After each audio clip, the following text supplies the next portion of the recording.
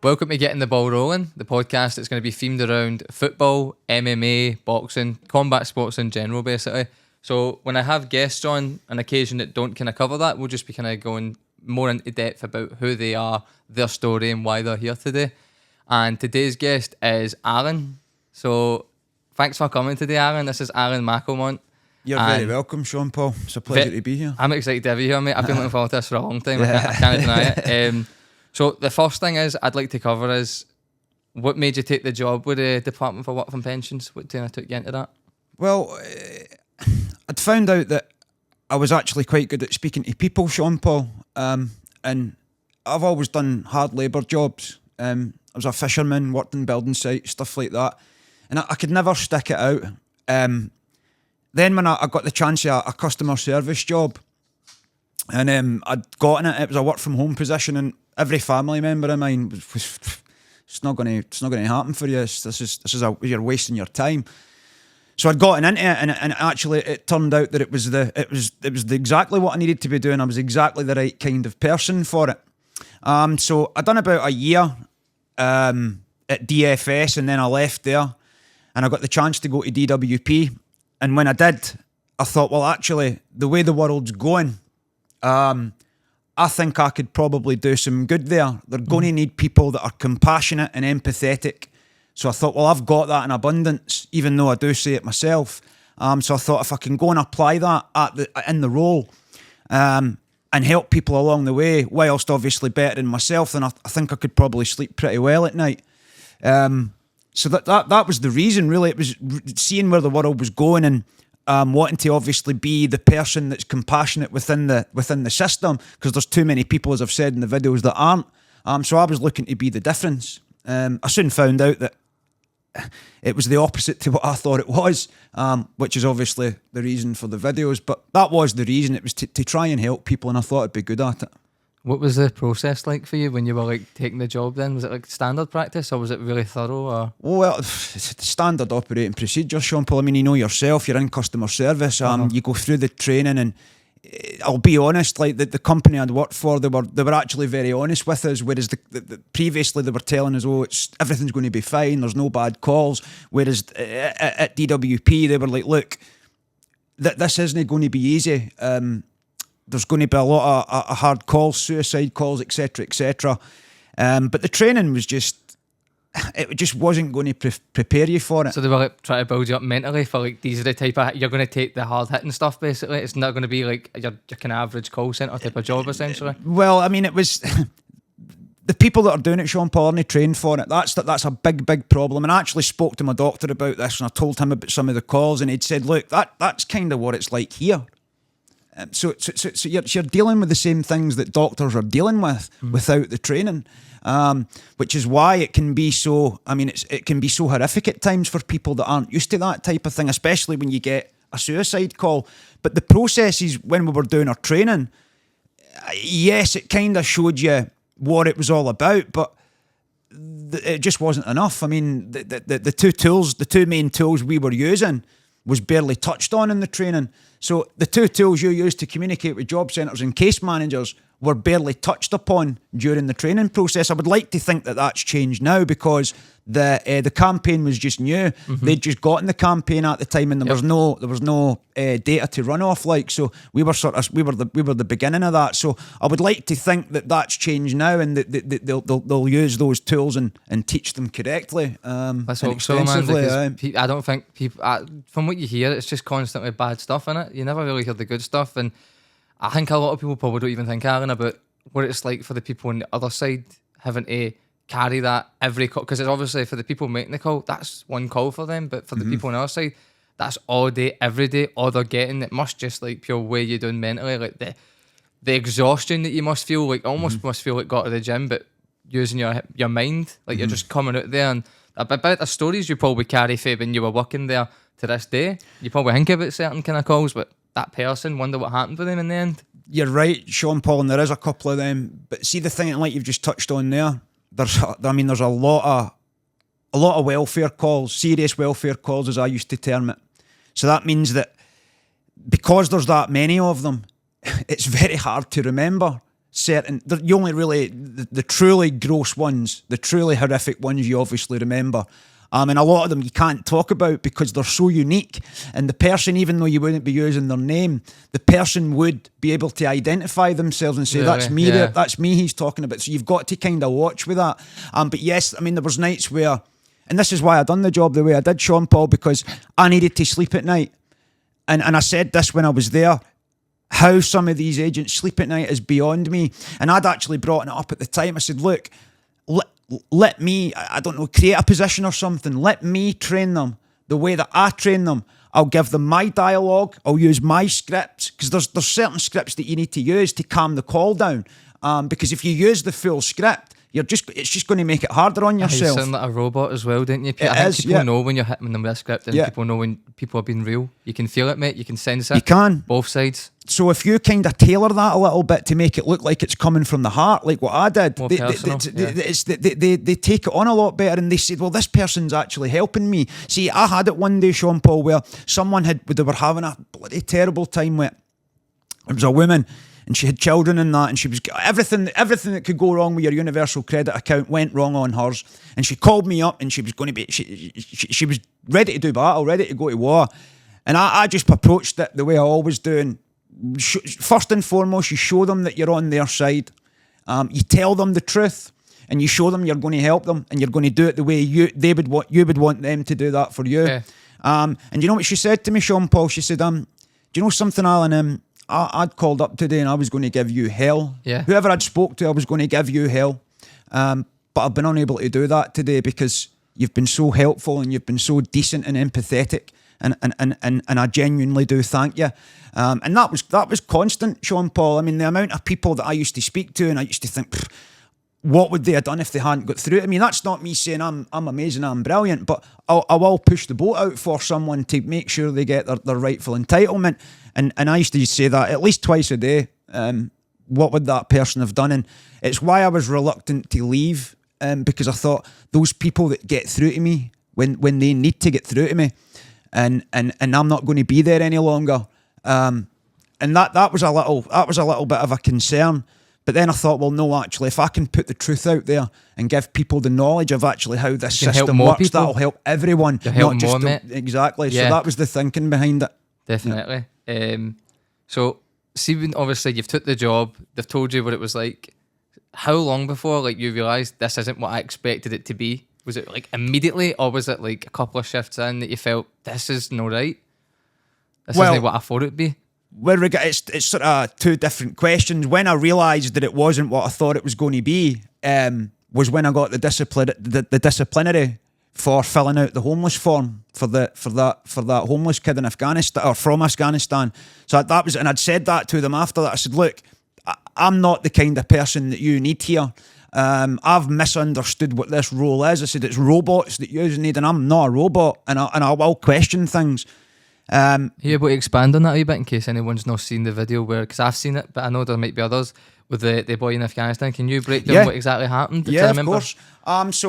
Just again, I took a call. There was a young kid. He was probably about 20, 21, and he was here from Afghanistan, and he was the victim of an unprovoked attack with a machete, and he didn't. He spoke okay English, but he couldn't read. He couldn't write it. So I had said to him, I said, "Look, have you got anywhere to go tonight?" And he said, "Well, no." So I gave him this shelter telephone number, and it sounded like it just sounded like he needed help. And I thought, I said, "Do you want me to fill out this application form for you, and we'll get things moving so that you're not taking the number for me, you're taking, and then you need to go and find an internet connection and possibly get someone to fill it out." I said, "I'll just do it for you now. Mm-hmm. I'll give you this number that you've given to the organisation, and they'll sort you out." And what we have to do is, Sean Paul, I mean, I'm sure you're aware, you need to CC managers into emails so that they can obviously read things. Well, we're doing that job just to make sure that they can sort of monitor it and go over it. So I did that to make sure that my manager could read what I was doing. And then they pulled, because someone said they can't just give you a disciplinary, they need a reason. And the reason was because of data protection, because I'd given his work email address to an outside organisation that was outside the system. So they decided to use it against me and took me straight to final written warning. Wow. So that was obviously to get me under control, to think, well, if we get him in a final written warning, he might just kind of calm down a bit. Actually, it just made me worse, because I knew I thought, well, I'm treading thin ice here, so I might as well just go all out. And do it for as long as I can. Battle them. Battle them, yep. See, with that, do you know what's crazy to me about that, Aaron? He'd have obviously gave you consent for him to do this. So, like, it's nuts that in a world, right, where someone's giving you consent for you to use their information on how they want it to be used, effectively get someone into trouble. I can't, like, it's nuts to me that they've found some sort of loophole there where, I don't know. It doesn't make sense to me that they're able to get away with that. It's well, nuts. the guy, the manager that done it, my manager that done it, who I knew straight away. The first message I got from him, because I was waiting on a disclosure coming through, and it was a couple of weeks before I could get started. And the first time he messaged me, he basically is to say, it was really nasty. Like, why have you not? I've looked through call records and you've not taken any calls. Explain yourself, or words to those effect. And I thought, well. One call or email to human resources, or whoever it is that deals with it, would tell you why I've not taken any calls, and it's because I've not received my disclosure. Because it was at the time where there was postal strikes round about Christmas, so everything was taking longer. And then he kind of apologised, granted. And then that was when I'd realised straight from that time on I was going to have problems with him. He stabbed me in the back, like, because what he did was, when I told him that, I says, look, I don't really care about your processes, because there was another guy tied into it. He was in Thailand and he'd hurt himself, and I can't remember the full story, but he'd sent the relevant documentation across to his case manager, and the case manager, whatever he'd done with it, I don't know, but it was lost. And this guy was stuck in Thailand. He was stage 4 cancer. He'd only had months to live, so he was obviously out there having a good time or whatever, and he obviously needed his payment. But this case manager sabotaged it, or I don't know what he'd done, but it never got through, so the guy never got his money. So I went above and beyond for him, and that and the homeless application form were happening sort of both at the same time. And I told the manager, I says, look, I don't care about your processes, mate. I don't care. I said, I'm going to do this the way this needs to be done. These people need help. And this was exactly what I said to him. I says, there's psychopaths running this operation, and they're trying to push people into hardship as much as they can, and I'm here to make sure that doesn't happen. That's exactly what I said to him. Next thing I know, boom, disciplinary. I got suspended for 4 days, and I remember getting pulled into the meeting, and the woman that pulled me into the meeting, she was just very, very, I don't know, she was trying to look down on me, like, and she kept saying to me, oh, it's gone beyond your remit. And she must have said the word remit about 10 times. It was like a child who had just learned a new word, and they kept using the word. And I actually ended up having to say, I think it was about 8 or 9 times she said it to me. It's beyond your remit. I said, we've established that. Can we move on now? I mean, that's 9 times you've said that. And it was at this point I thought, well, I'm probably going to get sacked here. But they did bring me back. But that came from the manager. And when after I'd sent that email that I'd told you about, there was no communication back from him after that, Sean Paul. He went straight to his management and said, look, this is what he's done. And it came from there. And he basically tried to say that, oh, I wasn't stabbing you in the back. I thought it was the best thing to do. No, it wasn't the best thing for me, mate. It was the best thing for you. Yep. So... And they want to sack you for that, Alan? Were they trying to? Do you think they... No. Well, I believe he probably thought I was going to get sacked for that. Right. But they bent over backwards to keep a hold of me. I had a really good meeting with 2 guys who were really nice, and they know who they are. And they had convinced me to, obviously, they didn't convince me, but they said, we want you to stay. Shout out the guys then. Yeah, because I thought, well, they're going to get me out of here for this. And then they kind of convinced me, look, you're doing a good job, we don't want you to go. So that was it. So I thought, nice one, I'll stay, I'll do that, and I'll try and get a couple of years in. So, but unfortunately, it wasn't to be. And there's just we're against the time here, Sean Paul. And in a perfect world, I would have liked to have done 2-3 years and then came forward. But where are we going to be in 2-3 years? We just didn't have the time for it. Yeah, you're right there. And I think you're thinking like when you obviously came to that. Obviously, we'll get to that as well and more in depth, but. I think it's good the way you thought that I'll leave, but then I'll also be able to help way more people, which you have, because obviously now that you're constantly being able to put these videos out with no restrictions, it's almost like your hands on a tide now. You're untied, you're unleashed to be able to get all this information, all these people that's going to constantly benefit them. Enter the dragon. So, what were the type of things you were being asked to do on a daily basis, right, that made you question the processes basically that were going on within the department? How long you got?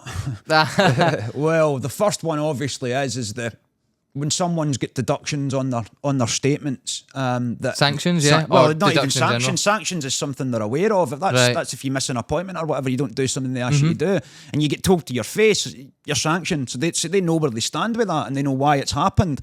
With regards to these deductions, they don't know why. In fact, a lot of people, and I've had this loads of times, where they don't want to phone up for the confrontation. I don't want to bother you. It's like, look, you need to bother us. This is your money. You've just told me you're finding things hard and you're hungry. This is why you're hungry. If you let me sort this out for you, you're not going to be a millionaire, but you'll at least be able to eat on a regular basis. So that was the first one, not being allowed to tell people about those deductions, Sean Paul. That's the wild one when I saw your video, Aaron. Like, that was the one where I thought, no, this is fraud, because if the deductions are on there via computer error, fair enough, right? Very sorry, sir.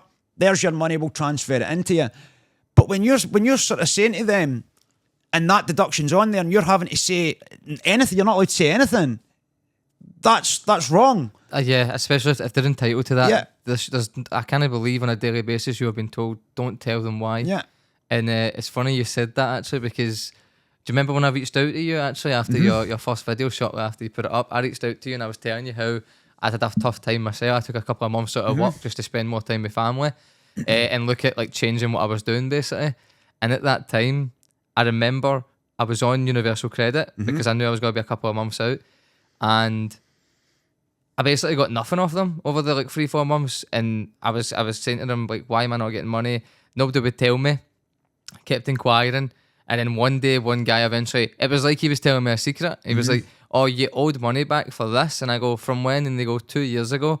And I go, so why in the 2 years when I had earnings and I was making money, working, would you just not reach out to me during that time and say, you owe us this money, Sean Paul, for an advance you took, such and such, so that I could like get it back to them when I could afford it, do you know what I mean? But at a time when I needed their help the most, it was almost like they were kicking me down. Yeah. And nobody wanted to tell me about this. So that was like the big thing. When you done that video, which Alan done a video like a month ago that blew up, exposing all the practices, and a lot of people's kind of specific situations were kind of outed so that people would realise I'm not just thinking these things are happening, they actually are happening, which was really brave of you. Yeah, thank you. And then I related to so much that was being said in that, because I was like, at that point I'd had like, I think they'd gave me like £15 in 3 months, and I was just like, where is the help when I need it, mate? Like, where is the help? And then obviously, eventually the guy told me, and it was like a secret, like he was whispering it to me. Genuinely, it felt like he was whispering it to me when I was actually in the building. I was just like, I remember leaving there that day, because he gave me a number. He says, if you want to like speak about it, this is a number. And I phoned them, and it was basically just them saying,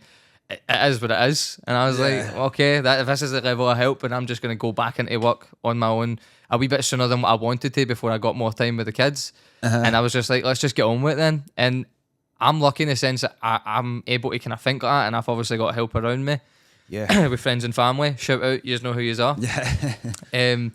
But then, how many people in my position just are at a point where they're mentally breaking, Alan, and they can't get that help, and they can't just take that step forward one day, because it's no easy for them. And I feel like there must be millions of people. I know for a fact there's at least hundreds of thousands. There has to be, by the mathematics that I worked out in my head from my calls alone. And there's I think they've got like 1,000 agents employed, but there's between 300 and 500 online any time. So if I'm dealing with 70 calls a day, and 40 of them are people that are telling you that they're in serious hardship, then by that mathematics, there has to be, because everyone's dealing with the same calls. It's all the same. It's no different. And just on your own situation there, Sean, I've got to anyone out there that's got these deductions on their statement and they're not sure what they are, you must call up and not request, demand a payment dispute. You must call the helpline. They'll tell you to leave a journal message and you can say, well, no. And I keep saying this to people that are contacting me that I'm dealing with through the week. Refer them to my videos. Because once you do that, they then know that you know and they can't manipulate you. And even if you do owe money, what they have to do is they have to send, this is by law, they have to send you a letter to say, look, Mr. mcclemont or whatever it is, you owe this £1,000 from this time period on this benefit because you were overpaid. This is a telephone number that you can call up and contact us on and we can discuss a payment plan. They have to give you that opportunity. But so many people say, well, I've not had that. Well, even if you've had the money, they're still fraudulently taking that money off you because you've not consented to it. Everything in this reality is consensual. Now, what they do is they manufacture that by manipulating people into positions of fear. So they'll give your consent. But that doesn't change the fact you've still given your consent. So you need to obviously delete the fear from it.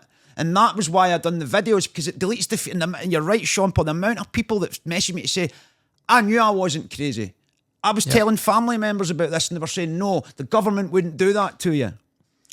And I'd say, well, now you know. Yep. And that's the thing. It's like a eureka moment that the penny drops for so many people. And I know how it feels when you feel you're being shortchanged and no, everyone's saying, no, you're not.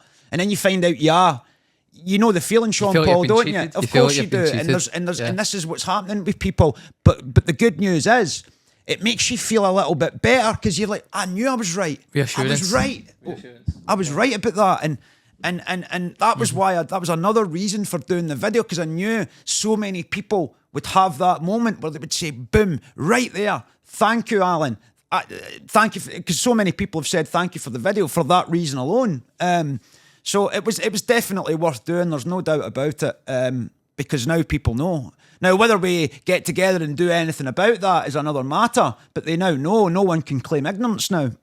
Yeah, I don't think there's any getting away for a lot of things recently, especially with the... See, when you were talking about that video, I remember recently done another one's talking about how the plan was to almost initiate all this accidental kind of change when you were moving people to universal credit. And like my mum was a victim of that, which was a thing that I said to you when I reached out. And basically she'd had a heart attack and she would put on PIP, and then I remember for some reason they just randomly took her off it, so she became accustomed. She gave up everything she was doing, and she was just essentially relying on that income, that extra income, when she had the first heart attack.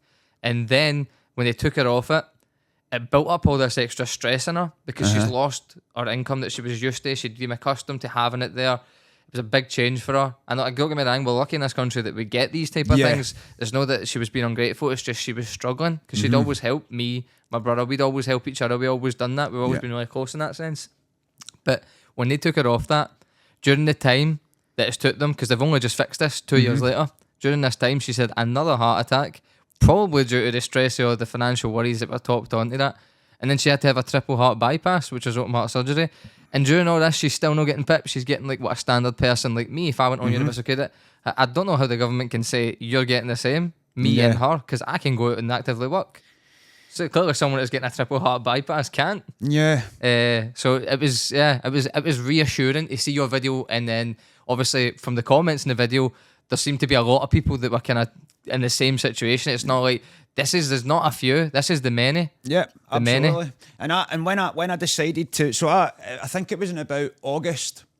No, maybe it was the first couple of weeks in September. Actually, it was about the first week in September when I decided that I have to do something here, and I handed my notice in. And I mean, you can just see. I forgot where I was going with that, Sean Paul. Sorry.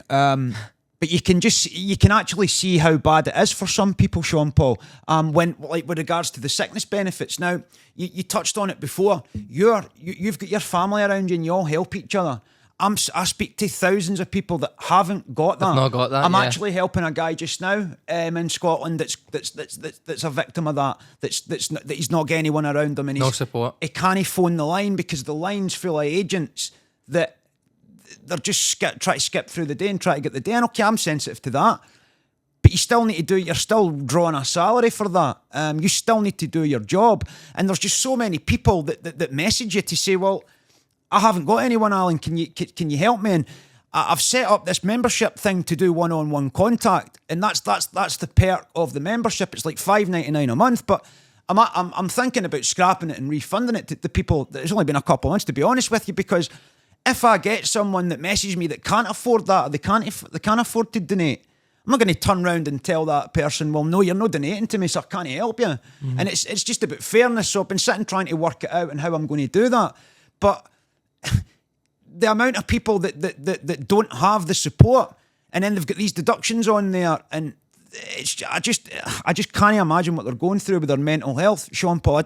And just imagine this, right? So you go to the bank one day, you've got a couple of kids, your money's not there. You then need to phone the line because there's been fraudulent wages put onto your account.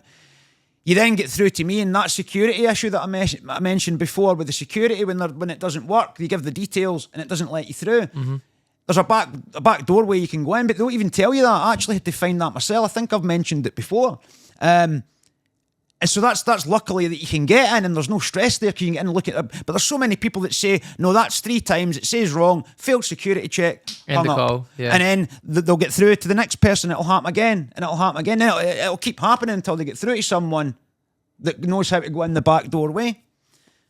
And it's just a stress farm, mate. That's what it is. See, when you were there, Aaron, did you find that, like, how many would you say your colleagues felt the same way as you, and maybe did act upon it or didn't because they were too scared of what, like, the process that you were taking through, where they almost smack your hands and say, you're a bad boy, you're not getting to work here anymore? Do you think there was colleagues that you had that were too scared? Absolutely. I think the vast majority, any human being can see that does that job could see something's wrong. Anyone that watches the videos and hears me talking about it can see something's wrong. So the vast majority of people who do the job, they must be able to see that there's something wrong, unless they're deaf and blind, which they obviously aren't because they wouldn't get employed, would they? You would be able to do the job. And then I thought, I mean, when I was getting this disciplinary, and because you think you're alone, like, you actually think you're alone. You think, I'm alone with all this. I'm reporting these agents because they're not doing their job right. And then we had a meeting one day where, I think I've mentioned it before, with 150 people in it, 150 agents. And it was after that it made me feel better, because there was a large amount of people that were saying exactly the same things as me. This is wrong. They're putting fraudulent wages on. They're doing this with carers allowance and carers element. And there was a lot of people who were speaking out and saying this is blooming wrong. Who organised that meeting? It was the company, because they organised it, and it was to talk about the process and how we felt about it. And the guy who ran the meeting, I mean, he was a decent fella. He was from Northern Ireland, and it was sound to talk to him that. And I had actually said to him, like, I says, what do you think of the fact that this fund is being used as a weapon against the very people that's paid into it? No comment. That's it. That's what he said to me. No comment. I mean, I knew what he was saying. He agreed with me. He wanted to say, but he couldn't say it, otherwise he'd lose his position. Yeah, of course, because he was running the meeting. Listen, I've got no one. People are in different situations to me. I've not got any kids, any responsibility. I've just got me to look after. So that's a lot easier, and it's easier for me to do these, Sean Paul, and I'm under no illusions about that. And this case manager that I've got that still speaks to me from the inside, they are in a similar situation. Now, you can sit there and people are in the comments saying, when are more people going to come forward? We need all these people to come forward. Well, we can't have all of them come forward, because we still need good people we need in the inside. You need them in the inside, otherwise, you're not going to be able to get the practices exposed currently, and then it's not going to reach as many people if there's so many people that are just kind of hiding. See, the thing is, though, from what you've said in terms of how people have been treating the customers, the people that are claimants, how they're being treated, and how yous are being treated. It seems like they just run everything on scaremongering, where there's just this kind of method of imposing fear on everyone, where if you don't do this, you're losing your job. And then when it's the claimants, if you don't listen to us, you're getting sanctioned, your benefits are getting cut. It just seems like that is the only way this is going to be continuing to go on, is if they just continue to scare people into thinking that they've got all the control, and what they're doing, it's like they've made people that are claimants always feel like everything they're doing is right. They're doing no wrong. You're in the wrong. You there, you're the claimant. You shouldn't be claiming. You shouldn't be doing that. You mentioned fear there. And that fear's the currency of control. Now, imagine this, right? A fear affects you more than the average person, or obviously affects you more than somebody that isn't fearful of things. And you're sitting there and you're seeing what's going on in the world. You're seeing the cost of living. You're hearing what's going on in these people's lives. They've got nothing to live on. You're seeing what's on the statements. You know it's wrong. If you're a person who's cowardly, shall we say, and it's not always cowardly, but if you're sort of like that, or you're fearful of your management, then you're going to sit there and think, well, I don't want to be in that position. I don't want to have to get that statement every month and have to deal with these deductions. So this is why the vast majority of people will follow these processes. But it's someone contacted me to say that you've got the company worried because they've apparently put on a second complaints line. And the person that told me that, they'd said these words to me: I've just thrown it out the window, Alan, like what you did, and just go against the grain and just help as many people as I can until it runs its course, or they come and until they come and say no longer are you doing this sort of thing. And I'll say it, if you're going to criticise people for what they do wrong, you need to give them credit for what they do right. And they allowed me to go against the grain a lot more than a lot of the agents that done it, because I was so good at it and I got so much good feedback. So I'm really grateful for that, because a lot of people got help because of that. So you have to give them credit for it. Absolutely. See, just on that point, like, what was the final straw for you when you decided, all right, I'm leaving? Was there something that happened in a day, or was it a build-up at everything? I know obviously the build-up would have got to you, but did you just have this moment where you just went, that's it, I'm handing a notice, I'm out of here? Yeah, it was. I can remember exactly when it was. It was a nasty. That's what I was going to ask you. Sorry, Sean Paul. That's all right. You'll be aware of micromanagement tactics. I am. Right. Well, that's and this manager of mine used these constantly, and I said this to him in an email, like after the cat was out the bag. I said, you need to use these tactics because you've not got any people skills. Maybe you've got people skills when you're at home, but you've not got them here, and that's why you need to use them. And he tried these management tactics, and you imagine, I'm seeing everything that's going on, I'm stressed out. Obviously, you imagine with the nature of the calls, and you're sitting thinking, right, I need to come forward with this. How am I going to do it? When am I going to do it? Have I got enough to sort of see me through these 3 months till I get by? And then boom, out of nowhere, I can't even remember what it was. I can't remember what it was, but he started his tactics, and that was it. It was just the final straw. I thought, no, I'm not having that. That's the end of this. Like, and that was it. It was after that I'd sent the letter of resignation to HR to say that it was going to be 6 weeks. Well, it was 6 weeks, obviously, because I wanted to put the full year in. But I mean, I'll give you an example of his micromanaging tactics.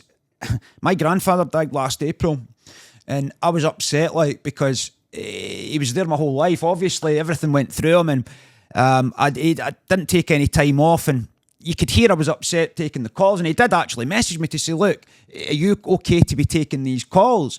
Look, I'm fine. There's no point taking any time off. But during this time, my quality dropped down to sort of into the 60s from 90, 95 and 100 sometimes down to the 60s, which was obviously concerning. Yeah, you're only human though, mate. I mean, like, from what you went through. Exactly, but you see the timing of it. Me as a manager say, well, look at the timing of it. There's no need to mention. You don't need to. He'll get back when he gets back, when he gets over this. He didn't think it like that. Constantly, Sean Paul, he was at me. This quality's not good enough. This quality's not good enough. And at first I kind of reciprocated, said, no, it's not. I'll sort it out. But then if he'd listened to a call that he maybe didn't like, he would then start bringing it up again. And it was months after it. He was still talking about the quality, and it was like, look, and I'd basically said to him, I said, look, that was months ago. I was upset. It's done. There's nothing we can do to change it. And then obviously when he'd sent me that last email, and I'd love to remember what that was. I can't remember what he'd said because it was quite bad. But anyway, that was the final straw. And then just before that, we'd had a meeting to say, look, you've got 3 weeks of holidays, because this was before I handed the notice and before he knew I was even leaving, because I had to take them by the Christmas. So there was 15 days, which is obviously 3 working weeks. Yep. So I thought, well, great, I've got that. I've got a wee bit plugged away, and I've got obviously my next wage coming. So I thought that'll see me. I've got enough here to do this. And I'd waited to the end of November till I got my last pay, just to make sure I was getting what I was owed. And they'd only give me 8 days. I mentioned it in the thingy, and and I emailed them. I'd emailed the HR in Manchester, and I says, look, this is wrong. I had a meeting with them, with my manager before I left, saying I had 15 days. He then came back to me, my manager, and said, try to manipulate me and talk down to me and condescend and say, no, it's actually only 8 days. And I just blew up, not blew up aggressively. I just says, you're honestly trying to tell me that I only had those 8 days. I says, see, you're saying that we didn't have the meeting to say that you had 15 days, that I had 15 days rather, and I had to take them before Christmas or I was going to lose them. I said, are you honestly trying to tell me that we did not have that conversation? I said, I'll tell you what you are, mate. You're a liar and you're a coward and you're a backstabber. And I said, the reason you are doing this job and you've risen up through the ranks is because you're the type of person that they need to do this. That's what I said, and this is exactly what I said to him. I says, that's why they've got you. Because people like me couldn't do what you do, like. And that obviously never replied to that, but I mean, I didn't expect them. It's funny you mentioned see the micromanaging, and then you said it's always the same people, right? That do the micromanaging, that they go and run the circle things, where they just go around the circles and the circles. You know who yous are. They must enjoy it, Sean Paul. They must get a thrill for it. They must. And see, the thing is, I can't relate to it because I mean, there's been jobs where I've had maybe a position of power where I'd maybe say something, but I'd be very conscious of how I'd feel being in their position. Dreading it. And it's awkward. And what you want to do is you just want to put it across in a way where you're almost being like, as a friend to a friend, even though it's a colleague, speak to them like you're a friend and don't just try to speak to them like they're below you. Yeah. Do you know what I mean? Like there's a difference, and I think that they type of people that you like, this guy that's a scumbag clearly. Yeah. And I hope he watches this. He is obviously going to just continue to do that for his whole time working in that company because they obviously enjoy him doing it. Of course. Because he's getting them exactly what they want, which is keeping these people not in the know. Well, that's what it was keep about. Them keep their heads in the clouds. They don't need to know. Mate. Stats. Yeah. Stats. Top group. Aye. Top. That was Robotic. it. And it was like, look, and I said this to him multiple times. I do not care about being the top group at this. If I'm the top at this, I'm failing humanity. And I says, look, and I kept saying it to him, I don't care about, we want to be the top group. He says, look, mate, I don't care. He was younger than me, and I said to him, I says, once you get into your 30s, mate, you'll do away with all this. It's not worth it. There's no point stressing over it. He's just thinking bonus, isn't he? But of he wants to hang out everybody that works for him, drain them all, that extra 20% that they kind of go home and relax their families so that he can get a bonus. And I said this individually I said this individually to the team. I said, why should he's trampling over people's mental health simply to get his results so that his career advances? That's it. That was what I could see. I don't know that for a fact, but that's what it looked like to me. And I'd said to the members individually, look, I don't see why our mental health should suffer just so that his career can advance. Exactly. Yep. Absolutely. See, in regards to obviously when you left, how long were you toying with the idea becoming a whistleblower essentially and going public with all this information that you had and all these things that you were saying had to come out in that kind of first video? I know you've done more about it since then, especially like specific kind of circumstances, but how long were you thinking, I need to go public with this? And then in that period, like how quick did you act to actually get the video out? Like, talk me that through that. I'll say something to the camera just for their benefit. I was planning on doing this. Basically, Fees gave me that disciplinary for doing the homeless application form, and I was taking screenshots as far back as last July. So I knew I was going to do it as far back as last July. It was just waiting for the right moment to do it. And like I say, it was always the plan to reveal it because it's utterly despicable. And I actually used that word in that meeting I mentioned about the disciplinary. And well, it was actually in the email, but they brought it up in the meeting to say it's quite a strong word. I said, it is a strong word, mate. That's why I used it. And I'm using it again. Because their practices are wrong. And like I say, I was planning on doing this the whole time. Mm-hmm. And yes, I did mislead you. I've no problem telling. I was lying through my bloody teeth. Because they kept asking me, because I did tell them I was going to be leaving. I wanted my time back. It's nothing to do with you. It's nothing to do with this. Yep. And I'll be honest, I did lie about it. I misled them. I withheld information. And they, because he kept asking me, like he kept saying, what are you going to do? What are you going to do? What are you going to do? And I just made up that, well, think he was worried? Oh, he was definitely. I think he freaking knew. Out, yeah. I knew. I think he knew because, and this is what I was going to say there, Sean Paul. The reason I was so annoyed with him, because see, sometimes when you could sit in a meeting with him, one-on-one meetings that he used to do, it was brand new. He could be really sound at times, and then he would just turn like that. That makes it worse for me because they know what decency is, because they're portraying it until something snaps. And it's just like, that's what used to annoy me about him. Like, but I knew since last July, and then obviously when he tried his micromanagement tactics again, it was just a case of when, not if. And I made the decision that once I got the money that I was due, that's when I was going to do it. But I ended up with a wee illness in December there, like, and I mean, I was proper ill, like, I'd never felt like that in years and years and years. It was the first time I'd lain in my bed through the day in about 12 years since I was a drug addict. So it wasn't very nice. But and then in January, I think I messaged you on the call the other night there when the guy, the subscriber, had said, well, it's just after the Horizon business, so everything happens for a reason, which it was, because a lot of people were comparing it to that. Like, so I don't know if there's a better time, but I think there's definitely a right time. Whether they're one and the same or not, I'm not sure. Like, I've got a very specific circumstance for you, right, that I want to talk about, because I just wonder if you came across this, right? So remember I told you that 4 month that I kind of took away from work for personal reasons. So during that, obviously, because I was getting no money, and eventually if that guy tells me the secret, going blah blah blah, you owed the money that nobody ever told me about for 2.5 years that I could have paid back when I was working, absolutely fine.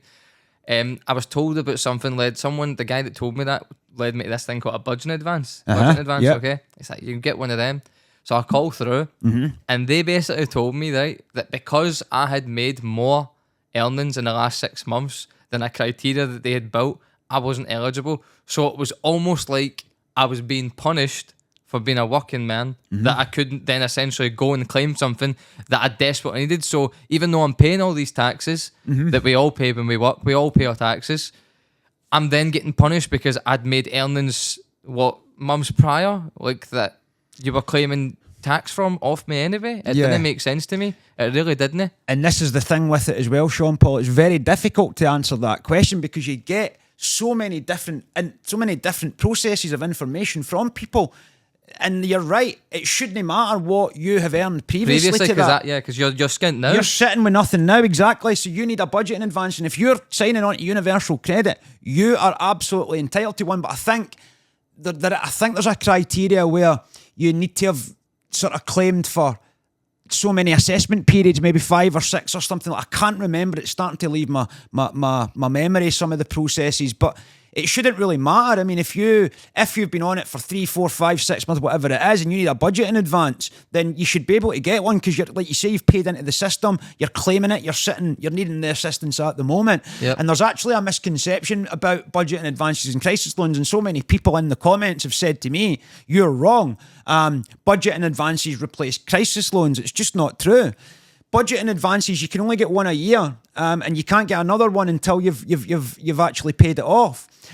Whereas when crisis loans were available for assistance in hardship times, it didn't matter what you owed in your budget in advance. If you were in hardship for 3 or 4 days till you got your pay date, you would be able to claim a crisis loan while you were waiting on that, regardless of what you owed in any budget in advances. Nowadays, if you've got a budget in advance and you call up with a hardship issue that you need to eat or something, and you say, well, can I get through to a budget in advance to help me through that? If you've got a budget in advance outstanding, you'll not get it. So that's why it's not replaced it. And so many people think it has, and it's just incorrect and this is why I need to try and respond to those comments, because I don't want people reading them and getting the wrong information and thinking, well, I can't get help or I can get help. And then they phone up and they say, well, I want a budget in advance because someone said you could get it for hardship. And they say, well, no, it's actually wrong. It doesn't just stress the claimant out, it stresses the agent out. So it's about keeping a balance and keeping it right. Well, hopefully that clears that up for anyone that's in that situation. You can go back and listen to that multiple times if you want to kind of put it together. So obviously, I'm not the only person that's reached out to you. So multiple people are reaching out with their stories with you, wanting advice. Yeah. Obviously, I know that you're a very kind person from obviously reaching back to me, and then and God knows how many other people you are, right? But has it been a bit overwhelming for you, the amount of people that are reaching out? Like, are you finding it so hard to kind of give them the time to even like acknowledge them and not just give them a report like thanks and stuff like that?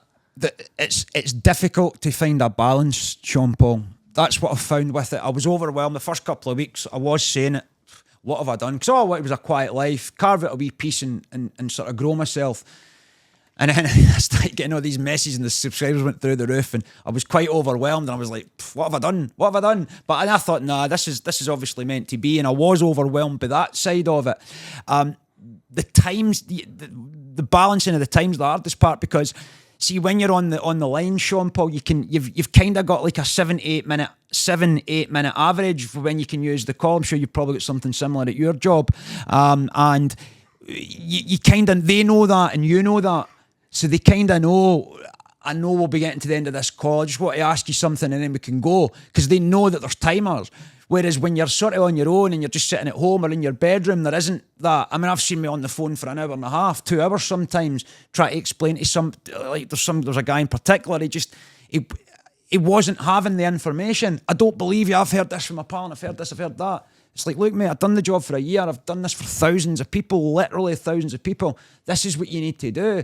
I can't force you to do it. But I was on the phone for 2 hours trying to convince him that he was entitled to what I was telling him he was entitled to and what he needed to do. And that can be very difficult. And then there's other people that, and I'm so flattered, I really, really am, when they message you, and they'll message you with a problem, and it's like, look, you could have found that on Google. You'd have Googled that and you would have gotten the answer. And then they try and speak to you about like their personal, which is fine, and it's very, very flattering, but you've got to kind of say to them, look, is there anything else I can help you with? Because I need to move. I need to move on to the next person. I've got emails that need answering, or whatever, or I've got another call coming through. And some of them get a wee bit offended, and you feel a wee bit bad about it. Like, I'm really sorry. I'm not being ignorant or anything like that, and just blowing you off. It's like there's another person just like you that's next, and I need to move on to them. So that's been a little bit difficult trying to manage that time. And with regards to the information, I'm used to that now, like they're telling you about their lives, because like I mentioned before, it's like being a doctor. I mean, they tell you everything. Mm-hmm. They give you all their health problems, what their boss is doing to them, their children's health problems, how their children are getting on at school, their illnesses, and sometimes it can be very graphic. Mm-hmm. So that I was used to. I'm quite used to that. So it's just plucked out of work, and now instead of work Aaron, it's outside of work Aaron. It's became work Aaron together. It's almost like you've merged a new character to yourself that's obviously able to help multiple more people. Also, I'd urge you, which I'm very grateful for. I'd like to say. Yeah, definitely. Me and Cameron, we were speaking off camera actually previously. Hope you don't mind me saying this, right? Okay. I really hope that you continue to keep the service that you've planned, so that you can help these people. See the service that you're charging for the 1-to-1 $5.99. Considering how much you could be able to help someone, let them know what they're entitled to, the savings they'd make is worth it. Mm-hmm. And I know money's tight for everyone, but in terms of what you're able to provide them, without these $5.99 subscriptions for him to Aaron be able to do this, he won't be able to do it, because he's gave up his job. He's sustaining himself essentially through helping people. And there's nothing wrong with Aaron being able to make earnings through this so that he can continue to go on. It's not like he's doing this to get a car or a holiday. You're definitely not doing it for the reasons. You're doing it so that you can live. You're doing it to keep the bills, get your food on the table, and continue to help these people.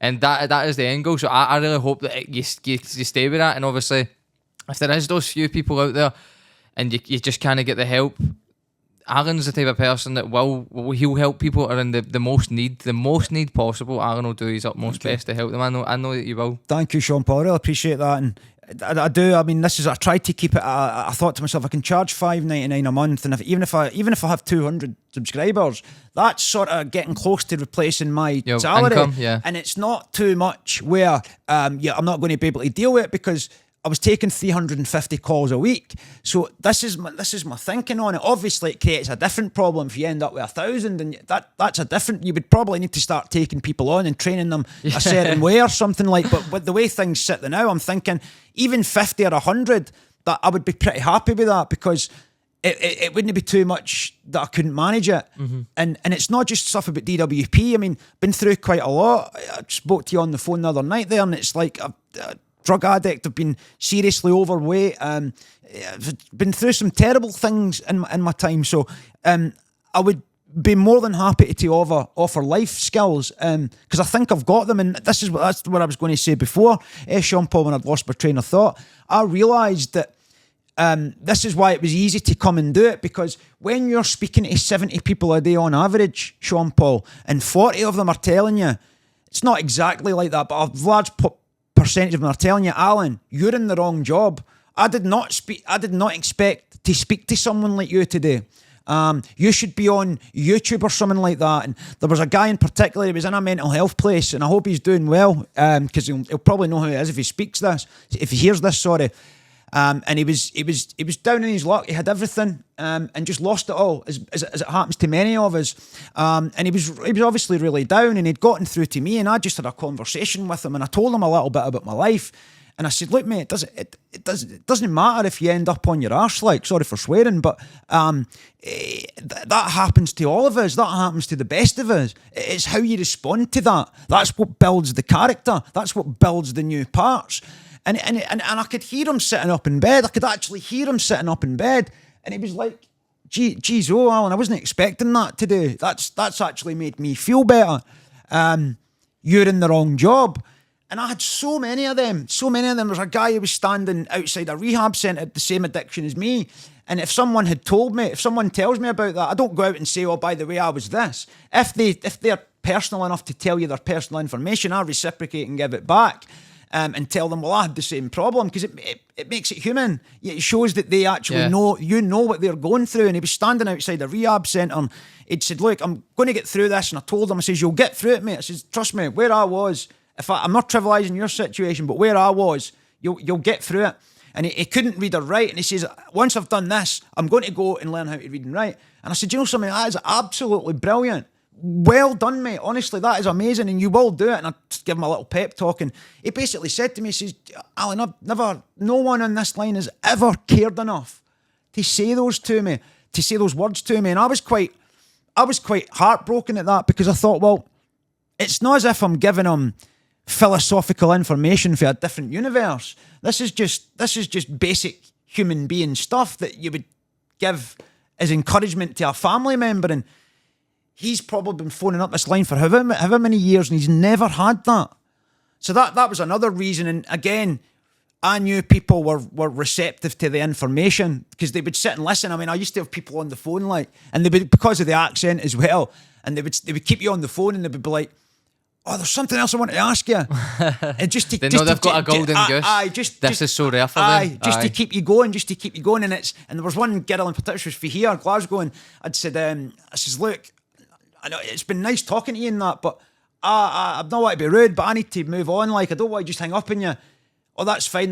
But and it is really flattering. But then I thought, well, if I could transfer that for the job to YouTube, I'll be on. Yeah, a winner. No time restraints on like what you're saying, and and it's reaching more people. It's amazing. It's a lucky thing that it exists, that you can actually do that.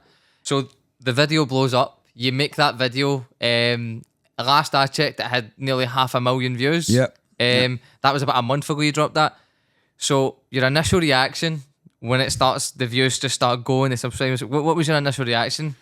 Well, I was getting in for about 2 and 3 showers a day because I was just constantly sweating. Not sweating where you're too warm. Yeah. It was just, I knew my life was changed. I knew it had changed. I knew this is different. This is changed now. Like, and you get some of the words, and this is the thing. Like, you sit there and you think, oh, it'd be nice if people say that, and it is nice if they say it, but you don't know how it actually feels until it happens. And I mean, I was shaking, Sean Paul. I was shaking at times with some of these lovely comments. People telling you that you're their saviour and you're their soulmate and you're their hero, and you lifted me out of the worst time of my life. And that can be really overwhelming, especially when you don't think that much of yourself prior to that. And you kind of think to yourself, well, maybe I am here to try and take this to the next level or whatever. And I stopped thinking like that straight away, because it overwhelmed me even more. And I thought, boom, I'll get that out of the head and just concentrate on the now. And I kept saying this in the videos, I'm no better than anyone else. I'm no more intelligent. I've just put the time in, and if you do it, you can as well. And that was another reason for it. But it was very, very overwhelming, because like I say, it was a weird sweat as well, because I wasn't warm, but I just kept dripping. I've never experienced that before, but that's what it was, and it was obviously because I knew things were changing. Like, so see when you started seeing the numbers going up on the views, and then obviously your subscribers and all these comments, the phone was blowing up mad. Did part of you think, oh, this isn't real, or did you just kind of go, in the back of your head, did you have some sort of self-belief? Well, I had self-belief that I knew that this was going to get to that point. I knew it was going to work, and I said this to a work coach at the job centre, and he laughed at me because I wasn't entitled to anything but I mean I got it in the end but because I'd given a good enough reason as to why I'd left. But I mean, I'm going to be off it now anyway. But anyway, I'd said to him about it and that I was doing this job because he was the work coach that I had before I got it. And then when I came out of it, I'd said, look, I'm blowing the whistle here on this industry. And I told him I've got the screenshots. And he turned around and said to me, like he said, when I told him about the earnings reporting, I said, they're reporting it wrong. And you know what he said to me? He said, how do you know that wasn't an HMRC or an employer mistake? I said, because I've got it screenshotted, mate. That it's not a mistake. I've seen it many times where they've came back and said this has got nothing to do with us. And I said, you know something? Some of the feedback I got on there, mate, I think this may blow up. And he didn't just snigger or smile. He was giggling. Yeah. He was giggling, right? And then see, by the time the next interview came, I'd had 10,000 subscribers and I think it had about 130,000 views at this point. And his complexion just completely changed. And I said, you were laughing at me.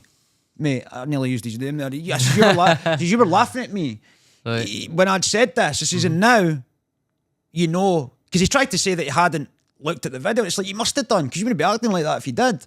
I said, you laughed at me. And he ended up, he terminated the call, he hung up on me, because he couldn't face the fact that he was wrong. And I wasn't being aggressive or shy, I was just saying, you were laughing, and now look, you obviously, you must feel pretty silly at the moment. And like I say, terminated the call. So and then he kept asking me about it, and I kept saying, well, it just kept upsetting him. And then I eventually had to say, look, I'm not disclosing any more of this to you because this is your industry that you obviously still believe in. Mm-hmm. And I'm just going to offend you. So I just says, look, this is a hobby. And it's a hobby until I go self-employed, which won't be your concern. So, and that was the end of it. Like, but that's just one side of it. That's the nice side of it, Sean Paul. Where you get that's the easy side to deal with. It's the other side of it, and I knew this was going to happen. I knew things were going to start getting quite grim for me, certainly in my area, and I can feel it. Just certain little subtleties and certain little things where you get looked at differently and treated differently. And I'll give you an example. I was standing in a queue. This was just last week or the week before. It was the week before, and the guy who was standing in front of the queue, I used to work with him at not the customer service job, but the job I was at before that was in a sawmill. And he's not a nice man, like he isn't a nice man, and he wasn't then, and the years haven't made him any kinder. Well, I was standing in this queue, and I only had a couple of things, and he was standing talking to the sales assistant, who I also knew, and they knew me. And they're talking away, because it's a small area, it's cliquey, it happens all the time, this. And they're talking away, and he's getting his stuff, and I'm probably standing here for about 2.5, 3 minutes at this point, right? And I'm being polite, and I'm being calm and collective. And then he pays for the goods, and she gives him his change, and then he puts his receipt into his wallet, and he puts his wallet away. And I thought, I'm glad I waited there, because I was just about to confront him there. He's just about to leave. Then he starts another conversation, and she indulges him. And I've waited about 10, 15 seconds for this conversation to see if they're maybe just having another little word, and then they're going to serve me. Mm-hmm. There was no way that was going to happen. If I hadn't stepped in front of him and said, look, this is rude. He was doing it deliberately because it's resentment and jealousy, Sean Paul. It had to have been. He's thought, because they'll have been talking up at that sawmill, because I used to stand in like the Friday shifts. Anybody that sees this will probably laugh. We used to stand in a Friday shift, and they used to say to me, I could stand here all night and listen to you when I first started getting into this stuff. So people, when the video blew up, people up there would have been saying that to him. I remember when he was up here, and you could tell he had something about him with this information, and he wouldn't have liked that. So when he's had me in this, when he's been in front of me in this queue, he's deliberately tried to antagonise me by basically, it happens all the time there, Sean Paul. And if someone's talking, they'll say, I'll just speak to you in a minute, sir. I'm just going to serve this customer.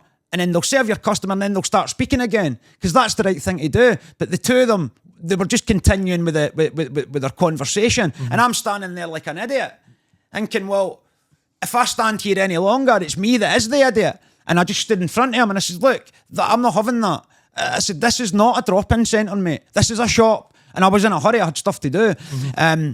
And he basically said and I said, it's kind of rude to do that, to stand there and speak not just for 10 seconds. It was a long time, long time, like it really was. Yeah. And when you knew I was waiting to get served, and I said, that's very rude. Did you know what he said to me?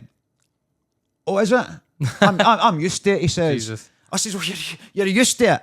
Anyway, I got served and the sales assistant standing there. Oh, it's okay. Well, no, it's not okay because you're indulging him in it. That's bad customer service, and she's lucky I never complained because it was bad customer service. Have you had a lot of, see since the videos went up? And I remember me and you were talking recently, actually, off camera, where you said to me, in your area and that, you just feel like people are always looking at you and stuff like that. And I think jealousy is a bad thing, mate. And you probably see as much as you're having that outsider with the people you actually see. There's probably people online that are the same. They don't even know you and they've not met you and they're just jealous of what you've got going on. There's always that. Oh, I've had that in the comments, definitely. I'm the same. I've had that in the comments that you mentioned there. People just assaulting you, verbally assaulting you for no other reason. The trolls.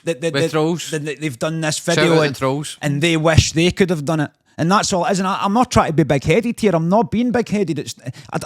I don't care. I've never wanted hundreds of money. It's not why I've done it. If I could have got away with just sort of giving it to a screen so 10 million people could see it and leave me out of it, that's what I would have done. I would have liked to have done it that way, but I couldn't. This was the only way to do it. And it's like, the problem with it is, Sean Paul, and this is the reason. Don't be deterred and think, oh, my pals are going to hate me for being successful. It's not always the case. In my case, they were never my friends because I'm an outsider. I was born 15 minutes from here. And I'd moved there when I was 10, 11. I've kind of been back and forward. So I'm an outsider. So when I started getting into this information and sharing it on Facebook in 2014, there was a lot of laughter and ridicule. And they were ridiculing me in the comments to my face. So it's obvious they were doing it behind my back. And then I'd found out that they were doing it behind my back, and then COVID hit. And I started saying about COVID, and everybody laughed at that, and that was when the real nastiness started. It really did start then. And that was when the break-off started as well, like the real break-off. And now we know what we know, Sean Paul, and the fact that I've done this job, because I work from home, everybody's always asking my brother David, what's he doing, Misa? What's he doing? Well, he works from home. Oh, but they don't know that. So they think if they don't see you in a work van or something, you must not be working. So when I've dropped this, with not only that, the fact that I was right about everything I said about COVID, etc., that's very difficult for them to accept, because I was an outsider that they used to look down on. I wasn't seen as someone that was intelligent. I was actually seen as a bit of an idiot. In fact, this was a term that was used for a so-called friend of mine. You're not that good looking. You've not got much going on upstairs, but you're a decent guy. And that was a pal that says that to you. It's a pure backhanded compliment. Oh, it's shocking. Like, and at the time, I would accept that, and I would just think, oh, it's just the way it is. You're used to it. You get used to that. But that's the type of way they used to. And I was so gullible at the time. And I had family members that would tell me, like, watch them. Honestly, watch them. And I would get offended and say, well, you don't know them, I do. But by God, they were right, Sean Paul. And it's just got worse and worse and worse since this video. It was bad enough when people were dropping dead. And when I said it was going to happen, it's even worse now that they've realised that not only was I not sitting in my bum doing nothing, sitting in the door, I was actually doing some good. And here I am doing more good. And because they've gotten you so wrong, see, this is why, and I pass some of them on the street, Sean Paul, they don't look at you. They can't look at me. They cannot look at me because they've spent however many years thinking that you're an idiot or saying that you're an idiot. So it's kind of, I would imagine it's embarrassing and awkward. It is awkward. It's awkward for me. So I can only imagine what it's like for them when you walk into a shop and see them, because I don't want to be around them, and you can say they don't want to be around me. And it is really starting to get really nasty, like, but I don't really care. And of course they'll say, oh, it's nonsense and it's not true and all the rest of it. But I know what I can see. I'm intuitive now. I'm an empath. There's no doubt about that. Like, I know I am. And I can feel things before I see them. The judge of character I've always had. Even my family have said, geez, how did you know that? And it's like, I don't know. It's just, it can be a curse as well. As long as you're awake anyway. But yeah, it's been very difficult, Sean Paul, where everybody's nightmares that they're and you try to help them through it. You want to help them through it, and it is a nightmare for these people that are on this benefit system. And then you think, well, maybe I'll get some respect for these people, and that's not true of all of them. There is some people in the area that say hiya and they treat you differently in a good way. Yeah. But I'm on about the people that I thought was my friends, and it's the contempt they must have had was just unbelievable. Like, and I should have seen it coming, but the times make the man, and I hope they see the people that know how we were talking off camera, and Alan was saying that you get times where you will see the negative comments. I hope the people that leave the negative comments see this, and they obviously get to understand from what you're doing by going out to try to help these people with the DWT videos you're doing, the DWP ones, universal credit things that are being exposed. I hope they understand there's things that you need to deal with after you're releasing these videos that are obviously going to impact you. Yeah. And that's obviously why I feel like it's fair that you're charging people to do the one-on-ones, because with these videos that are for the mass, they people will get the help that need it for free. Yeah. Those people that have got a wee bit more in their pocket that can get the one-on-one with you with their specific things, they can come to you as well. But it seems like there's always going to be I'll always get back to them. Good side effects and bad side effects. You'll always get back to these people. There'll always be good side effects and bad side effects to what you're doing. Absolutely. It's the same with everything though, isn't it, Sean Paul? They say success is a lonely road, and I used to think, well, how can it be? Anytime I've had success in my life, I had nothing but hangers on. Like when I was a fisherman, I used to make quite a lot of money, and you had nothing but hangers on. I used to think, well, that's kind of you think money's success. So how can that be? But this is what they're talking about. This is it. And sometimes I get it, because this is why some people resent your growth, because you're killing off the person that they know and like and love in some cases.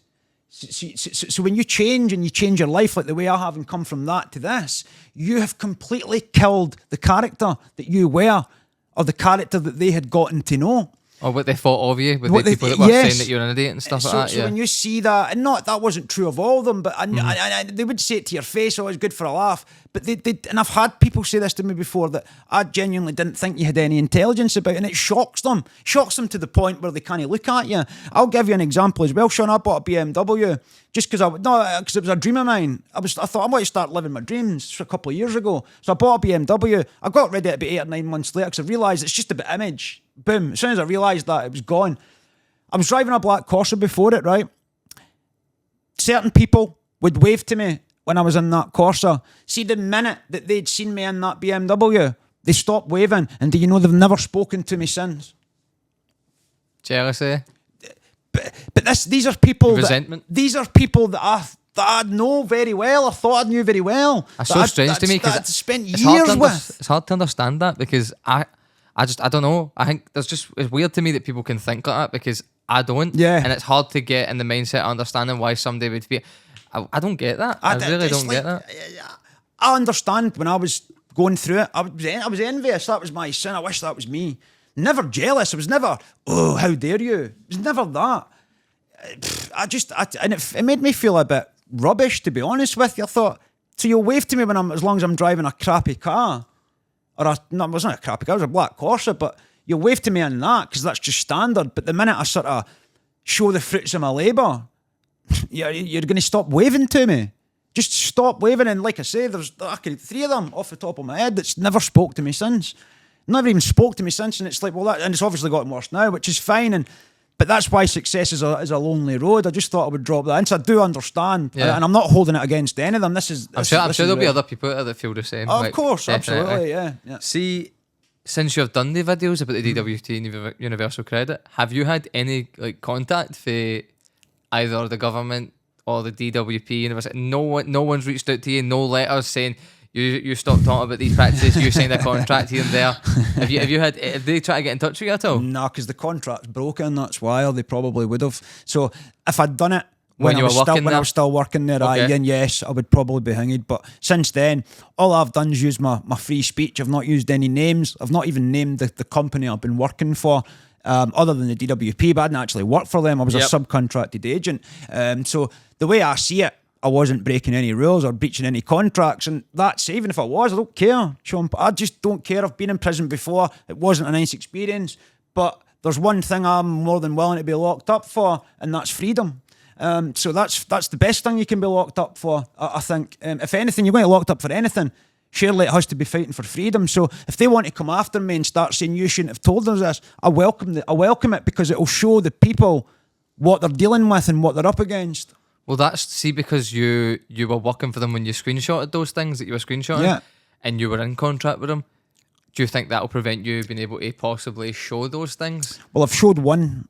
I haven't showed any yet because I'm not sure. As long as names are blurred out, you think I've you'll be edited able to... it. I've edited all them. Like that's Right. why the one you can see on Instagram, you can only see the brackets where it says, "Please do not tell claimants this information" or words to that effect. I haven't even seen that one. Well, yet, it's on my Instagram. Have a look, and it's I've had to boil it down, so I have, so that takes the names and that out, and the department. There's a name in the corner there that had to be taken out. Right. Like, so, but yeah, I've not posted a lot of them. It was just I was sure about posting them anyway. I just wanted to show that one, and it was just for anyone that have said you're lying. They're trying to question you. Yeah, you're lying, mate. So yeah.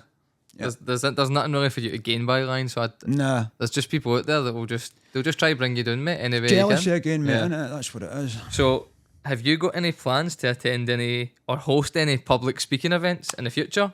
I'd love to. I really would. I think my Uncle Jason told me 7 years ago. He said, "You're a public speaker." I've always had a loud voice, and I was told that I got this reading done when I first woke up and had my awakening, and it was really, really weird because it said in it that I was once. It took me a while to understand the message, but once I did, I could expertly get it across. And so many people have told me that, and Alex Kearney told me that. He's on YouTube. He said you've got this way to put it across in layman's terms so that everyone can understand it easily. And he says I think that's why people have sort of grabbed onto it, because it is easy to understand. And so yeah, that's. Aye. You think you'll do that then? You think maybe possibly? I know a lot of people do it in George Square. I've passed there many times. Public speaking, I nearly forgot there. Yeah. You see it quite a lot, where you see people with megaphones and stuff like that. So you think eventually, when the timing's right, you'll probably have some sort of public speaking event? I think it will come, and I've already been asked to join a political party. That was another question I was going to ask you. Actually, the next one was: have you any plans to go into government in any way? Like, can you see yourself in government? Working in some sort of political kind of party, or maybe if it was making your own. I'll tell you what I told them. I said that I'd never envisioned myself as being a politician, so I'm leaning toward no at the moment. But I'm still willing to hear what you've got to say, and I don't know if that's put them off because I've not heard anything back, and they've maybe thought, because I did say I work better. That's one thing I've learned. I know we need to work together. Sean Paul, I know that we need to work together. That said, I still need to work on my own because I work better on my own. I still work okay in a team, but the most progress I've made was being on my own. And I don't mean on my own and no one helped me. I just mean that no constraints. You move into a party because they've offered to support me, and you then need to start. It's no different to working for a company. Agendas. So they can say, right, well, yes, we agree with you here, Alan, but you can't say that. I can't have that. That isn't going to get us out of this. So where do you see yourself going with this in the next few years, mate? I try not to think too much about the future, Sean Paul, because all that exists is now. I know we all need to sort of think of what the next thing is, but I try not to think too far ahead. I try and stick to the now, because I've noticed that when you do that, things just happen out of nothing. Whereas when you're sitting thinking and planning and wondering, I don't know, it just doesn't seem to happen. Whereas when I've just thought, no, I'm not going to think about that far ahead. I'll just concentrate on what I'm doing now. Then the next thing comes. But the plan is to move forward, to try and help as many people as I can to change their mind about not just about the world, but about themselves. Because so many of us, Sean Paul, we go through life and believe that we're not meant for that. That doesn't happen to me. That's for that type of person. Only rich people can have that, or only talented people can have that. We're all talented. We've all got the potential to be a genius, and that's what I want people to learn. Because I used to think that I've missed the boat. I've been dealt a crap hand. I can't do this, I can't do that. And that was largely because I was listening to people's opinions of me, which you can't do. But as long as you can get into the thinking that, well, as long as I'm connected into my energy, you're on your own channel, if you like, I can achieve whatever dreams my mind can dream. It doesn't. You can achieve whatever you want. I'm 100%, mate. Anything at all. Yep. I don't care if it's to be the biggest rock star that's ever sort of been produced by this country. If you set your mind to that, you might not be become the biggest rock star that's ever came out of this country, but you might just become a rock star. See, do you know what's funny? I think me and you are similar in the sense that I remember we were having a chat off camera where you were saying to me that you've done a lot of jobs and then it's almost either something is not right with the job where you want to leave, or you kind of just make something and then you latch onto it and you constantly think with that. And I feel like for a long time, I kind of felt that was my problem when I was got to work. And obviously there's probably lots of people feel like that. And I think it was because I feel like that's not what I was meant to be doing. I was meant to be doing something that was talking to people, which is why I'm kind of glad I've got a job back in a call centre where I can speak to people all the time. And it's also why I'm glad I'm kind of doing this now, because now I can obviously sit down, chat to people, which is what I love to do, get their story, because everybody's got this amazing story going on within themselves. You just need to get it out them. Like, you meet so many interesting people. I met a fella the other day, yesterday, I'm coming home from work. He comes up to me with a camera, a microphone, and he goes, "What should I do next?" I panicked and went, "Can you turn the camera off?" And he went, "Okay." He turned the camera off, and I go, "What's your story?" Because he had an Australian accent, so it took me off guard right away.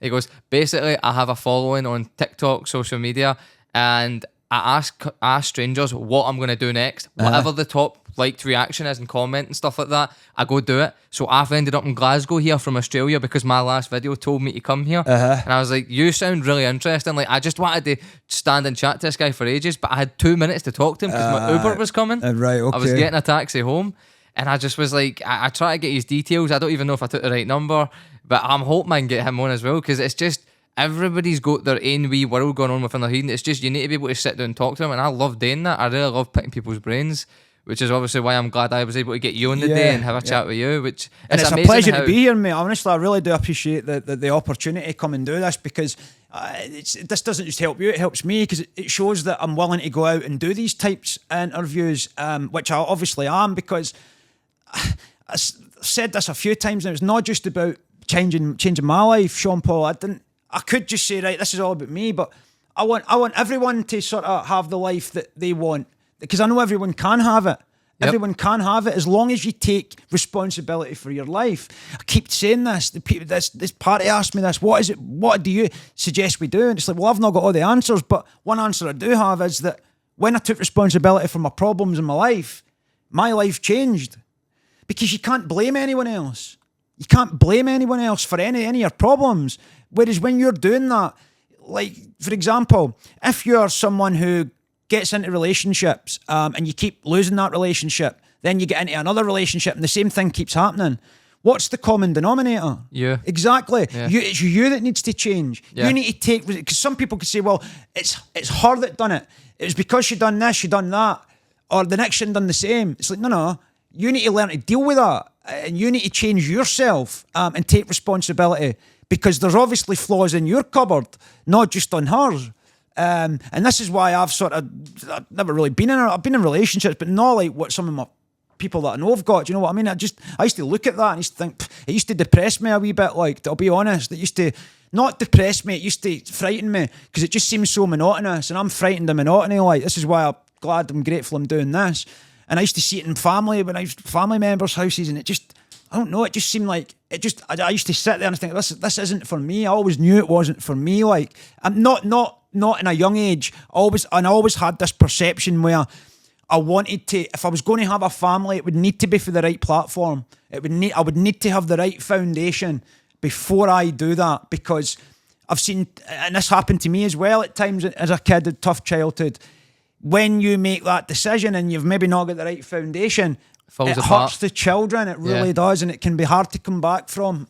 It's hard when you see that, when the parents don't get along and the kids and stuff like that. It's not easy. It's scary as well. It's scary for you to think, right, am I going to have a kid with this person? Of course. Is it going to be where you're going to stay together forever? Yeah. I mean, it's hard to say, yeah. And then obviously, the fear of that can obviously sometimes put, I think there's probably a lot of people that probably have trust a fear issues on not having a kid, because if you can't trust who you're with, then it's hard to, like, are you going to bring up that kid together the whole time? Is it going to be happy families? Because if no, it's going to be a hard life for them. Do you know what I mean? If you're living a life... I say that single parents can't bring up kids, by the way. Not. My mum brought me up largely on her own, and I'm really grateful for that.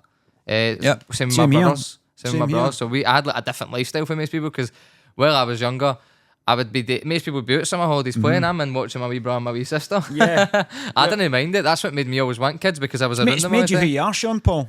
I think it helped me mature when I was younger. I was still a bit of an idiot, don't get me wrong, until my good woman. Well, Karen, boys will be boys, won't they? my good woman Karen, she kind of helped me mature and we grew Which together. is actually my mum's name. Is it? It is, I hate it. I need to search the camera. Right? Let's stop using the meme Karen, right? I know. Because see that Karen, the stereotype around that. My Karen is the complete opposite of that. Well, she my is mum actually the nicest. isn't like, but she's a nice. She's wanted to do the right thing, sort of like me. Aye. I mean, she used to say to me that, this is nonsense, this is brainwashing, and the rest of it. And then the COVID came along, and I gave her some videos, and she, to her credit, looked at these videos and changed her thinking and changed her mind, and she's changed her life. And everyone can have that. But so many people, especially in small areas, first and foremost, they don't want an outsider telling them what to do. And secondly, they don't want to admit they were fooled. Yep. And they don't want, they're certainly not going to give you credit for being right. But they're cutting their nose off to spite their face. It's not, if someone comes up to me and says, Alan, you were right, what can I do to change my life, or whatever, or what can I do to fix this? I'm not going to sit there and say, I told you so, See, I was right and you were wrong, you're the idiot. No, I won't do that because it deters other people. It's not about being right. It's about the truth. It's about the truth. That's what it's about. It's about telling the truth. And someone, like people used to say to me all the time, where did you get that information? And it's like, well, just tell people, or if someone asks you where you got it, just say, tell them someone loved you enough to tell you the truth. Because that's what it is. It's about love. It's about telling people the truth so they know what's going on. If you don't tell them, and so many people can relate to this now, that things are going wrong for people health-wise. I don't want to say anything because of the strikes. You know what I'm saying, but I get you. It's just beginning for some people, and if I sometimes blame myself because at the time, like I was like. After it, I thought, have I failed them? Have I done it? Did I do it in the correct way? Could I have done it differently, as people were telling me, because I was trying to share this, and it was like the more I shared, the less effect it had. And then it just came to the stage where it's just, this is pointless. And I actually deleted Facebook, and I thought all I can do is concentrate on my own growth. And then that obviously brought me to like the customer service thing. Like, so it's funny how I remember we were talking about off camera about this as well when we had a wee Zoom call recently. That there seems to be just this thing where over time it's built up where you need to have the house bought and paid for, you need to have the car, you need to have a family, you need to have all these things. It's strange how we've kind of got to this point in it where everything, you need to have those things. And see, if you don't have these things, people kind of you're a failure. Some people look down at you. Do you know what I mean? But I think for me anyway, like I don't own my own house, I don't have a car. I do work though, and I'm grateful for the things I do have, and I don't really care what other people think. Do you know what I mean? Like, but that's why you'll get more though, Sean Paul, because you're grateful for what you've got. I do worry about like, will I have those things in the back of my head? But I can accept the fact that I might not, and I don't really care. I'm comfortable with what I've got. What you've got now. What you've got now. Yeah. And that's it. And so many people, they think about what they've not got rather than what they have got. And I was the worst for it. I was always looking across the road at the neighbour and thinking, I've not got what he's got. How's that? And I've been dealt a rubbish hand and all the rest of it. And instead of thinking, well, actually, I've got a roof over my head. I'm wearing these clothes. I'm not hungry. There's water in the tap. Which I can just go there. And that's something we take for granted. That alone, I was telling my daughter just about this the other day there. That alone, man, like... That I'm alone so lucky, cause mate, for like, gratitude, yes. And then see when I obviously see when I see people that are like no happy about people that come out here for a better life, I'm like, we hit the lottery, mate. We hit the lottery living here, right? Even though we've got these problems, there is problems here. Don't get me wrong, but in terms of some of the places people are coming out of, we hit the jackpot, mate. Like, there's so much support there generally, and when you do get a house, when the council eventually give you one. There's so many things that you do take for granted, like the water, just being able to hit that. But there's people walking miles for that, mate. It's 6-7 mile round trip. We're on their head. Some of these children and then they need pregnant to do the same thing. Exactly. You got pregnant ladies that do it. It's nuts. I mean, medieval times, people didn't get depressed because they just didn't have the time. There was just no. This is the thing. We've got too much time to think about ourselves, and it's a. We just need to be more grateful for what we have. We need to take responsibility and be. If we can just take responsibility and be grateful for what we've got, that just completely changes the game as well. Because you're not sitting. You think about when you're sitting there being envious or jealous or whatever, Sean Paul. How do you feel? You don't feel good, do you? Nah. You're not hurting the person you're jealous of. You're hurting you. So it's a health benefit, like first and foremost, to stop it. see in terms of the people that are going to be watching this, so see if you get to this point, this will be for the football heads. So, question for you, right? So I'm a Celtic fan, Alan's a Rangers fan. Most of my family are Rangers fans. My close friends, all my close friends are Rangers fans. Yep. There's no really in my circle it's a Celtic fan, so I'm isolated. I feel like it's made me a bit more grounded. I don't tend to gloat and stuff like that, and I feel like it's obviously stemmed me good because I feel like I can openly talk about football with people, and I've got a few people in my family like that and friends because they've been with me for so long and known me that it's good to have that. You get your banter, don't get me wrong. Of course. If you win the league this year, you'll hear from my me, head's gone in the sand. You'll hear from me. Don't it's worry. no coming back out for a couple of months. If it's a treble, you'll never stop hearing from me. Already, I've got a tear in the eye, man. All the tears, they're going to be wanting the tears. They're going to be collecting them. Maybe get you on for an interview in my podcast, Sean Paul. No. I'll be MIA. You won't find me for a while. Sean Paul's left the chat. Yeah, absolutely. So, do you think you'll win the treble this year? I do. Yeah. When I seen when we won the League Cup, I thought, we'll win it. And then I thought, well, it depends on the Europa League run. But we went out the other night there and I said to my brother, don't worry about it. I think it makes the treble more achievable for you. Oh, it definitely does. You've seen it in 2008, mate. You've seen it in 2008. They were dead on their feet. Yeah. They lost the league. They lost the UEFA Cup. I know they won the League Cup and the Scottish Cup, but that wasn't the ones they wanted. Celtic won the league and that was the one they wanted, and that's what cost them it. So that's why I think, they might say we're going to do it. It just means that we've got more of a chance of doing it. But I'm really impressed with Philippe Clement because we're kind of feeling the way you did under Ange. He's a good manager, isn't he? And it pains me to say it. It absolutely pains me to say it, but he's got a presence about him that you can just tell. He takes no rubbish. I've seen him sub people on. Was it one game that he had Cantwell on, and within 20 minutes he's took him off, and the next week Cantwell comes on and plays well. And you can see there's such a high level of respect there for the manager's decision, because clearly he's took Cantwell. You can tell it's not an egotistical thing where he's whipped him off and went, it's my way or the highway. He's clearly had a chat with Cantwell after that game and he's went, look, I've took you off. Here's what you went wrong. This is what we need you to do. And if you're not going to do it, you're not going to play. So go and do it. And look what it's got you now. Oh God, I'm dreading it so much. It's good. It's good to kind of be back a wee bit because it swings and roundabouts. That's what I'm trying to tell my nephew. It swings and roundabouts. You can't win every league. But it gets boring though, Sean Paul. You need to feel the lows to feel the highs. Exactly, mate. And it's the same in life. There's no point releasing dopamine constantly every day because you're going to get depressed.